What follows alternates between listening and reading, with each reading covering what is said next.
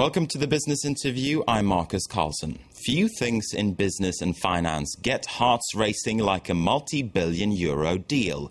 Just in the past week, there's been intense scrutiny of EADS, possibly tying the knot with Britain's BAE Systems in a 35 billion euro merger. My guest today, though, says corporate leaders are often too quick to resort to mergers and acquisitions to grow their businesses. Laurence Capron is strategy professor at the business school INSEAD here in France, and she's also co-author of the book Build, Borrow or Buy, Solving the Growth Dilemma. Laurence, welcome to the show. Hello. Now, you say that a strong focus on M&A activity is often a pitfall for global executives, business leaders. Why do you think that is? Why do you think that executives focus too much on M&A? Is it a case of pride or getting caught in the moment? Yeah, executives tend to be caught in the heat of a M&A wave. They often see acquisitions as a convenient shortcut to solve the challenges they face in their core business.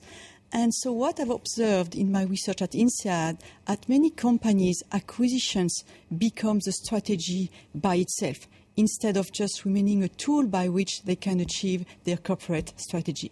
Now, in your book, you actually mention that analysts believe that only 30% or so of M&A deals are actually they're actually fulfilling what they were intended to do. They're actually successful. Do you agree with that figure? That seems a very low figure indeed, just 30%. Yeah, in Build, Borrow or Buy, my co-author Will Mitchell and I found that only 30% of acquisitions are successful.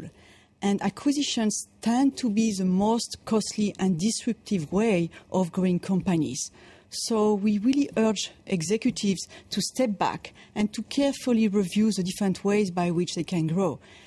Building their company through internal development, what we call borrow, making temporary alliances or licensing agreements, or making acquisitions by buying other companies. So it's very important to consider carefully the different choices before jumping to an expensive acquisition. So it's all about striking the right balance, so to speak. Right, exactly. Balancing the different ways of growing, build, borrow or buy.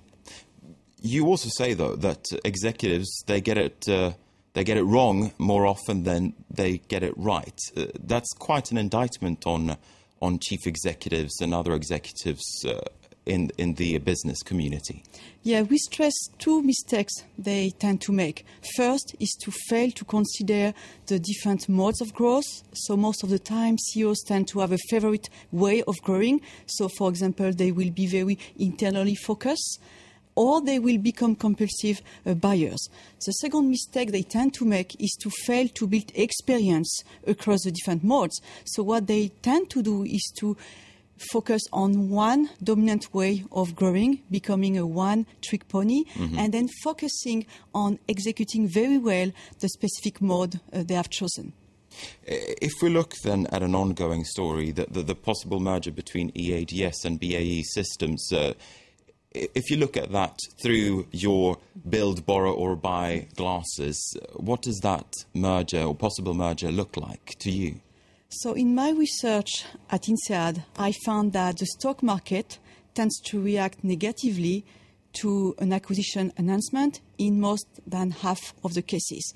So to some extent, what we see today is not an exception. And so what the market questions is the nature of the synergies, the extent to which there will be substantial cost savings or substantial opportunities to increase the revenues by cross-selling opportunities, and of course, more importantly, the ability to implement such synergies.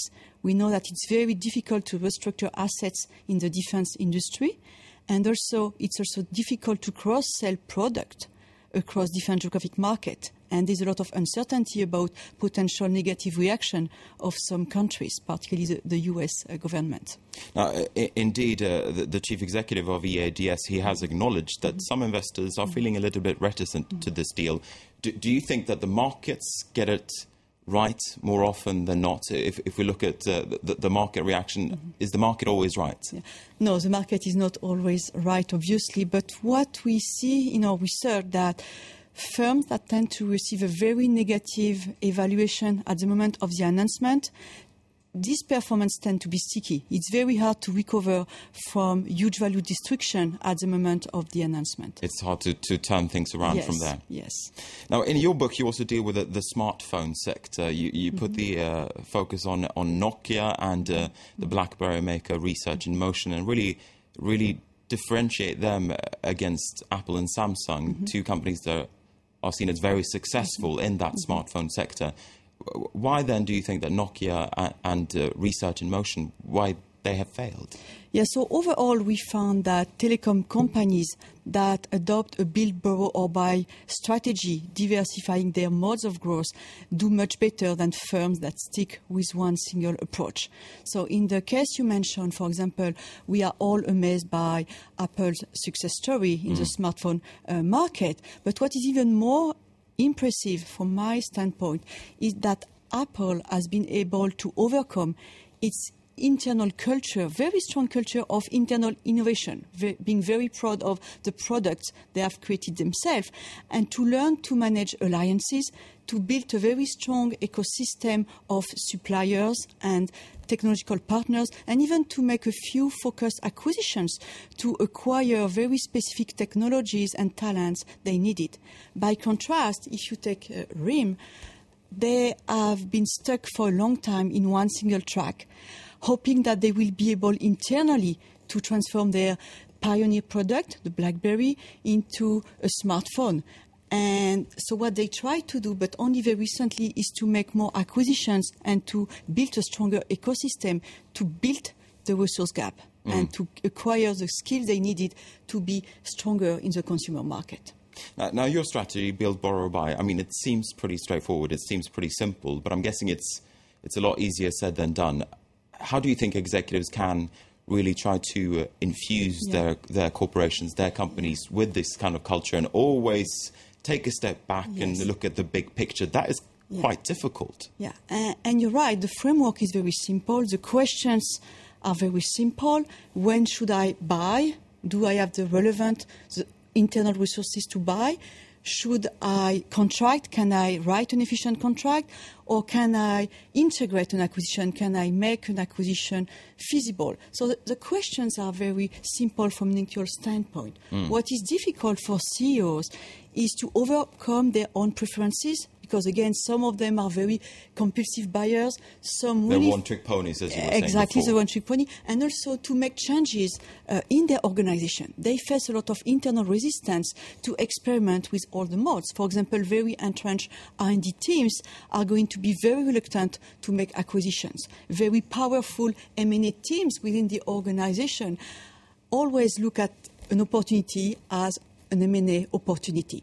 So to build that discipline at the level of the organization, it's very difficult. So some firms are capable of having that type of discipline. If you think of firms like Johnson & Johnson and Cisco, they are capable of developing a very rich portfolio of internal and external growth projects. How do you think your theories are relevant in today's economic climate? Because at this stage, it seems as if a lot of companies, they're not really focusing on growth. They're focusing on survival, particularly here in Europe. So how are your theories relevant to today's climate? So in Build, Borrow or Buy, we make two recommendations that are very useful during tough times. The first one is to be disciplined when it comes to growth, to make sure that companies choose the right mode of growth, that they don't jump to expensive acquisitions without carefully considering, for example, using alliances. Alliances can be a powerful way to access knowledge, and firms make very often the assumption that full ownership is going to give them competitive advantage. And we have multiple examples from Google and Yahoo which managed to launch very innovative products by building a very active partner portfolio. And also, the second recommendation we make is to make sure that companies take a very hard look at their portfolio and they divest when they need to divest, or they readjust some of the relationship when it's needed. So by being disciplined, companies can save a lot of resources and be more effective in their growth. If we go back to mergers and acquisitions and the corporate culture of it, do you think that the companies in the United States differ from companies here in Europe? I know that you've been living for a while in the United States. Do you think there is a cultural difference there? Yeah, compared to most of European countries, United States remain much more business-friendly with a very strong entrepreneurship culture. So what you see in some regions, you have very strong active ecosystems of entrepreneurs and venture capitalists. So it means that for young companies, it's easier to get access to financing and also to buy other innovative companies to grow faster. And in Europe, most of the innovation still takes place inside big companies, with some hope that the government will also fund part of the research. So does that mean that European companies tend to focus on organic growth rather than mergers and acquisitions? They tend to have fewer opportunities when it comes to external sourcing, or they need to source outside of their regional, national boundaries. All right, we've run out of time, unfortunately. Laurence Capron, it's been a pleasure to speak to you. Thank you very much. That was Laurence Capron, strategy professor at the business school in Siad. You're watching France 24. Do stay with us. We have plenty more news coming your way soon.